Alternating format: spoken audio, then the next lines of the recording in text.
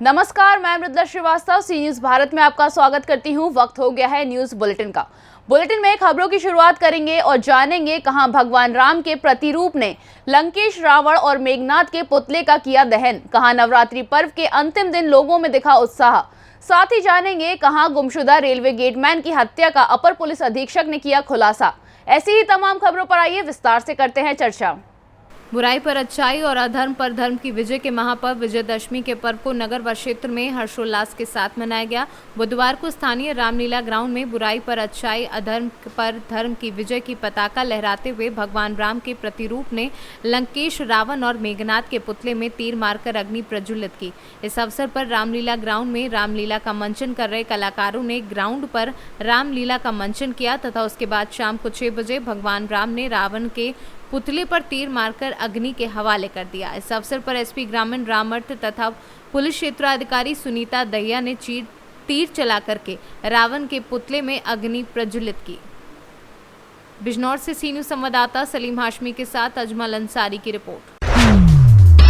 बुलंदशहर में रिहायशी इलाके में विशाल अजगर के पहुंचने से मचा हड़कंप। सूचना पर पहुंची वन विभाग की टीम ने अजगर को काबू कर कब्जे में लिया। गांव के बाहर स्थित तालाब के किनारे से गांव में दाखिल हुआ था विशाल अजगर। बुलंदशहर से सी न्यूज संवाददाता नितिन सिंह राजपूत की रिपोर्ट। नवरात्रि के पावन पर्व के अंतिम दिन पर बृहस्पतिवार को ममना गांव भर के मंदिरों में श्रद्धालुओं की चहल पहल काफी संख्या में बनी रही। सुबह माता रानी के भक्त उन्हें जल एवं भोग चढ़ाने को आतुर दिखे। लोगों ने अपने घरों और मंदिरों में कन्या पूजन कर भोज कराया। सुबह से कई स्थानों पर विशाल भंडारा भी आयोजित किया गया। क्या नाम है आपका? महेश सिंह ठाकुर। क्या प्रोग्राम हुआ यहाँ पे? माता रानी का भंडारा प्रारंभ। कब से प्रारंभ होता है भंडारा? ये नवरात्रि के बाद होता है। अच्छा, नवरात्रि के बाद। इसमें कितने बच्चों को भोजन कराया जाता है? इसमें समस्त ग्राम की कन्या आमंत्रण की जाती है। कौन कौन सा गांव है? ये ममना पूरा गांव। अच्छा, ममना गांव। हमीरपुर से सी न्यूज संवाददाता समर रिजवी की रिपोर्ट। केलहट बाजार के पास Unitech Institute of Engineering College के ग्राउंड में अखिल भारतीय कुर्मी क्षत्रिय महासभा चतुर्थ राष्ट्रीय महिला अधिवेशन 8 व 9 अक्टूबर को होने जा रहा है। इसी तैयारी का जायजा लेने पहुंचे एडिशनल एसपी नक्सल महेश अत्री, सीओ चुनार रामानंद राय बताते चले कि इस कार्यक्रम में देश के कोने कोने से करीब हजारों की संख्या में कुर्मी समाज के लोग शामिल हो रहे हैं। यही नहीं, राज्यपाल से लेकर कई मंत्रियों के भी पहुंचने की उम्मीद है। सूत्रों से मिली जानकारी के मुताबिक बड़े बड़े पंडाल लगाए जा रहे हैं, हेलीपैड भी बनाए जा रहे हैं। भाजपा जिला महामंत्री हरिशंकर सिंह पटेल ने बताया कि कुर्मी समाज का बड़ा सम्मेलन आयोजित होने जा रहा है। देश के कोने कोने से हजारों लोग व समाज के पहुंच रहे हैं। यहाँ चतुर्थ महिला महाधिवेशन की तैयारी चल रही है जो 8 और 9 अक्टूबर को होना है। कितने लोगों के आने की संभावना है यहाँ पे? लगभग 4000 लोगों की। यहाँ 25 प्रांत से महिलाएं आ रही हैं। इससे क्या संदेश जाएगा लोगों में? जो आधी आबादी हमारी घर में बैठी है वो बाहर निकले और राजनीतिक, सामाजिक हर जगह वो मतलब अपनी उपस्थिति दर्ज करें। अधिकारी आए थे तो क्या निर्देश दिए हैं? अभी क्या बाकी है, क्या करें? अधिकारी आए थे, मुआयना किए हैं कहाँ 4 व्हीलर खड़ी होंगी, कहाँ बसेस खड़ी होंगी, कहाँ 2 व्हीलर खड़ी होंगी। यहाँ जो है अखिल कुर्मी क्षत्रिय महासभा के तत्वाधान में जो है कि महिला महासम्मेलन हो रहा है। ये जो है 8-9 अक्टूबर को होना है। हम लोग यहाँ एकदम पूर्ण रूप से तैयार हैं। सारे टेंट, त्रिपाल, भोजन पानी सारी व्यवस्थाएं हो चुकी हैं। अधिकारी भी आके समीक्षा किए हैं, कार्य से संतुष्ट हैं। और हम लोगों का एक ऐसा हम लोग जन संदेश देना चाहते हैं कि ये जो महिला सम्मेलन हो रहा है पूरे देश में इसका संदेश जाए और ये लगे कि ज़िला मिर्ज़ापुर जो है एक शिक्षित है, महिलाओं को यहाँ सम्मान मिलता है और महिलाएं जो है अग्रणी हैं शिक्षा में, अपने जो है कार्य क्षेत्र में। बहुत ही परिपूर्ण से जो है हम लोग संदेश देना चाहते हैं कि मेरा मिर्ज़ापुर एक अच्छा ज़िला, टॉप ज़िला लगे और महिलाओं के प्रति मेरा ज़िला हमेशा सम्मान प्राप्त करे। अखिल भारतीय चतुर्थ महिला अधिवेशन का 8 और 9 अक्टूबर को यहाँ होना है, उसकी तैयारी हो रही है और करीब करीब सभी काम पूरा हो चुका है। आज यहाँ पर एडिशनल एसपी, सीओ, एसडीएम ये लोग आए थे और यहाँ जो मैडम आने वाली हैं राज्यपाल महोदया, उनके लिए हेलीपैड के लिए देख करके निर्देश दे करके गए हैं। पार्किंग का व्यवस्था देख लिए है, कहाँ कहाँ गाड़ी वीआईपी की रहेगी, कहाँ कहाँ गाड़ी जो सामान्य लोग की रहेगी, बसेज कहाँ रहेगी, ये सब निर्धारित करके गए हैं। अब उसी अनुसार हम लोग व्यवस्था कर रहे हैं। कितने लोगों के आने की उम्मीद है? अभी बाहर से जो अन्य प्रदेश 23 प्रदेशों से आ रहे हैं उसमें करीब 4000 प्रतिभागी आ रहे हैं। मिर्जापुर से सी न्यूज संवाददाता अनिल केशरी की रिपोर्ट। 3 अक्टूबर को शाम 7 बजे railway gateman Kamlesh Kumar motorcycle से 10 मिनट में वापस आने की बात अपनी पत्नी से कहकर निकला था। काफी समय बीत जाने के बाद भी अब जब कमलेश वापस नहीं आए तो परिजनों द्वारा उसकी खोज की गई। वह अनहोनी की आशंका करते हुए पुलिस को सूचना दी। पुलिस ने भी त्वरित कार्यवाही करते हुए कमलेश की पत्नी द्वारा दी गई तहरीर के आधार पर दीनदयाल व अन्य आरोपियों को हिरासत में लेकर पूछताछ की तो उक्त आरोपियों ने अपना गुनाह कबूल कर लिया और बताया कि मृतक पर मेरे पैसे आ रहे थे, शराब के नशे में वो पैसे देने से इनकार कर रहा था, इसलिए उसको मार दिया व मारकर शव को घर में ही गड्ढा करके दबा दिया। पुलिस द्वारा शव को निकलवाकर पोस्टमार्टम के लिए भिजवाया गया व हत्या आरोपी को जेल भेजने की कार्यवाही की गई। पूनम यादव द्वारा दिनांक 4 अक्टूबर को थाने में तहरीर दी गई कि उनके पति कमलेश जो गेटमैन है रेलवे विभाग में, वो 3 तारीख से लापता है और उन्होंने अपनी प्रार्थना पत्र में दीनदयाल के बताया, दीनदयाल उसको लेकर चला गए थे।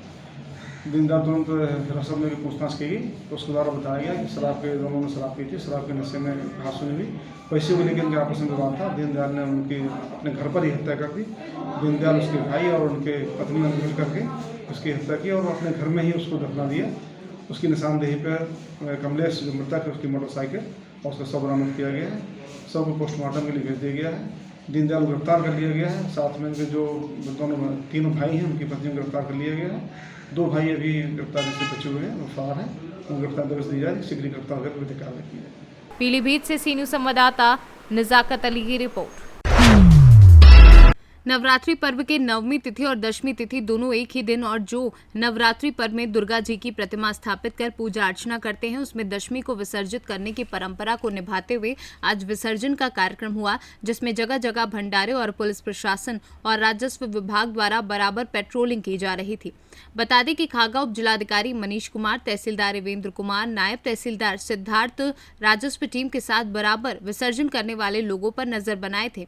जरूरत से ज्यादा लोगों को खागा नौबस्ता चौराहे पर खागा कोतवाली प्रभारी जयप्रकाश शाही टीम के साथ रहे। सभी पब्लिक को यहीं से वापस करते गए और सबसे महत्वपूर्ण बात यह रही कि विजयदशमी पर्व पर जहां शाम को दशरथ पुत्र श्री रामचंद्र जी द्वारा लंका के राजा रावण का वध हुआ, उसी पर्व को मनाते चले आ रहे हैं और शाम को रावण के पुतले को मारते हैं और एक दूसरे को पान खिलाकर गले मिलने की प्रथा चली आ रही है। लेकिन बारिश ने इस बार कई जगह के रावण वध में बाधा उत्पन्न की, जिसमें बारिश के कारण कई जगह की मूर्ति विसर्जित नहीं हो पाई। फतेहपुर से सी न्यूज संवाददाता ब्रिजेश श्रीवास्तव की रिपोर्ट। घटना नौबस्ता थाना क्षेत्र की है, जहां एक अनियंत्रित डंपर ऑटो को टक्कर मारते हुए डिवाइडर पर चढ़ गया। घटना में ड्राइवर समेत 5 लोग ऑटो में ही दब गए। सूचना पर पहुंची नौबस्ता थाना पुलिस और ट्रैफिक पुलिस ने गैस कटर व ग्राइंडर से ऑटो कटवाया और जेसीबी से डंपर उठवाने के बाद घायलों को बाहर निकालकर एलआर अस्पताल भिजवाया। घायलों में 2 की हालत नाजुक बताई जा रही है। हादसे के बाद राजमार्ग पर दोनों लेन पर जाम लग गया।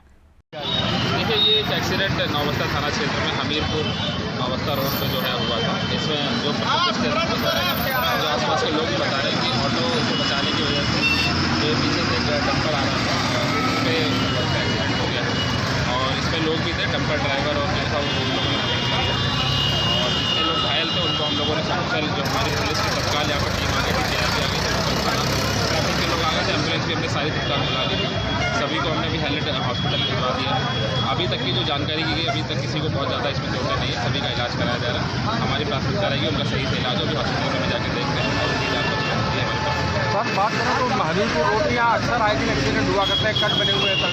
ये कट जो है बहुत सारे कट हैं, आप देखेंगे तो ये हाईवे बहुत व्यस्त कम भी है, इसमें बहुत सारी बड़ी बड़ी गाड़ियाँ भी चलती हैं। हमारी जो ड्यूटियाँ रहती है वो भी रहती है, बट क्योंकि एक्सीडेंट है ये बचाने की वजह से जो लोग बता रहे हैं, बट ये था कि तत्काल रिस्पॉन्स की वजह से सभी लोगों को निकाला जाता है।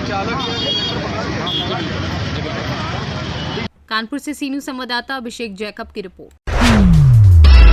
मैनपुरी के थाना भोगांव में एक छात्रा के साथ दुष्कर्म के बाद हत्या का मामला सामने आया है, जिसमें क्षेत्र में सनसनी फैल गई है। तो वहीं पुलिस को सूचना मिलते ही पुलिस अधीक्षक मय पुलिस फोर्स के साथ घटनास्थल पर पहुंच गए। मामले की गंभीरता को देखते ही गांव पुलिस छावनी में तब्दील हो गया। मृतका की बहन ने बताया कि माता पिता दोनों जरूरी काम से बाहर गए थे, जिसका फायदा उठाकर गाँव के ही 25 वर्षीय युवक पुष्पेंद्र लोधी पुत्र दिनेश सिंह लोधी घर में घुस गया, जिसने बंधक बनाकर दुष्कर्म के बाद वारदात को अंजाम दिया और फरार हो गया। जिसके बाद छोटी बहन ने डरी सहमी आवाज में उधम मचाकर गांव के लोगों को इकट्ठा कर लिया। एक किशोरी की हत्या और बलात्कार का मामला सामने आया है, आरोप लगाया जा रहा है, क्या है वो सर पूरा मामला? नगला शीशम गांव में एक युवती के साथ दुराचार और उसके बाद हत्या की सूचना 7 बजे स्थानीय पुलिस को मिली है। इस सूचना पर मौके पर पहुंचा गया।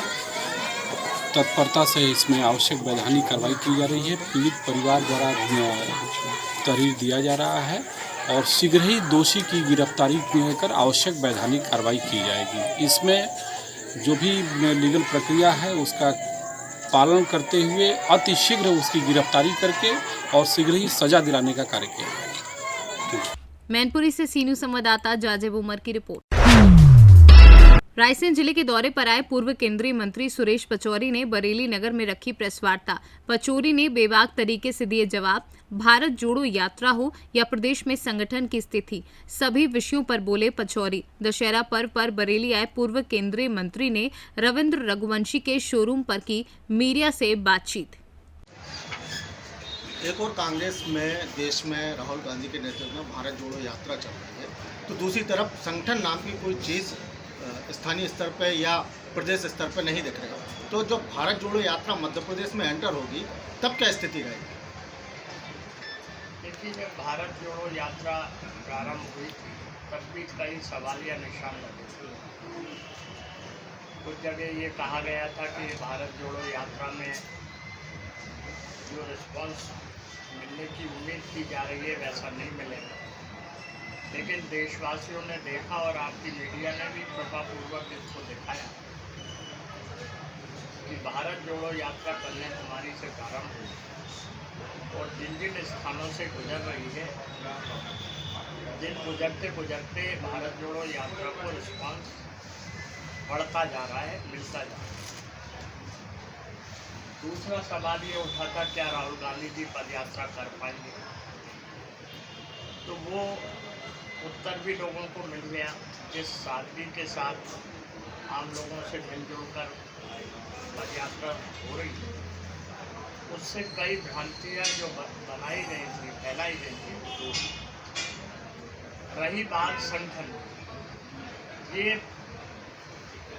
मुख्य रूप से कांग्रेस के द्वारा आयोजित नहीं है। कांग्रेस के नेता पदयात्रा कर रहे हैं, लेकिन उसमें सिविल सोसाइटी के भी लोग हैं, बुद्धिजीवी वर्ग के भी लोग हैं, अन्य लोग भी हैं।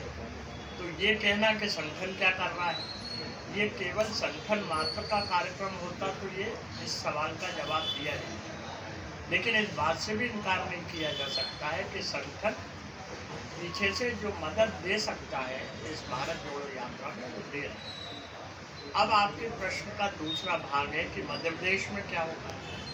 मध्य प्रदेश में 16 दिन की यात्रा अभी प्रस्तावित है। जब मध्य प्रदेश में वो यात्रा प्रवेश करेगी बुरहानपुर से और जिन जिन स्थानों पर जाएगी, न केवल वो यात्रा का रूट बल्कि 16-17 अलग अलग स्थानों से पदयात्रा शुरू होकर उन स्थानों पर जुड़ेगी। तो आप पाएंगे कि मध्य प्रदेश में सर्वाधिक भारत जोड़ो यात्रा का आपको प्रभाव देखने को मिलेगा। जैसे प्रदेश में बीजेपी मंथन शुरू हो गया है 2023 को लेकर, स्थानीय चुनाव जो नगरीय निकाय चुनाव हुए थे उसके परिणाम को लेकर बीजेपी तो अपना करने लगी, लेकिन कांग्रेस कहाँ है? देखिए, एक बात होती है कि आप मंथन करो तो प्रचार करो, जैसे अपन मंथन शिविर कहते हैं या विचार मंथन। दूसरी बात होती है कि मंथन होता है तो प्रचार नहीं होता, क्योंकि वो पार्टी के यहाँ अंदर की रणनीति वाली बात होती है। और अगर अंदर की रणनीति का ही प्रचार किया जाए तो वो फिर रणनीति नहीं रहती। आप एक्शन प्लान तैयार करते हैं, आप पूरा का पूरा इंटरनल प्लानिंग तैयार करते हैं, तो ये पार्टी खास के ही लिए हो। लेकिन फिर भी आपकी जिज्ञासा है तो मैं बता दूं, कांग्रेस में ये मंथन पहले ही हो चुका और निरंतर जारी है, ऐसा नहीं है। अब रही लोकल बॉडीज और पंचायत चुनाव, आप इन दोनों के चुनाव परिणाम की एनालिसिस करेंगे तो आप इस नतीजे पर पहुंचेंगे कि पहले के मुकाबले इस चुनाव में लोकल बॉडीज का हो या पंचायत का, कांग्रेस को अपेक्षाकृत सफलता मिली। और जैसे 4 मेयर हमारे जीते, 2 मेयर बिल्कुल बाउंड्री पर रहे, पंचायत में भी यही स्थिति है, पहले 0 थे। तो रिस्पॉन्स है और आगे आने वाले समय में और मिलेगा। रायसेन से सी न्यूज़ संवाददाता अरशद मसूद की रिपोर्ट। आवारा पशु बने हादसे का कारण। आवारा पशु को बचाने को लेकर बाइक और रोड बस की भिड़ंत, बाइक सवार और 2 आवारा पशु हुए घायल। घायलों को पुलिस ने सामुदायिक स्वास्थ्य केंद्र जुनावई में भर्ती कराया।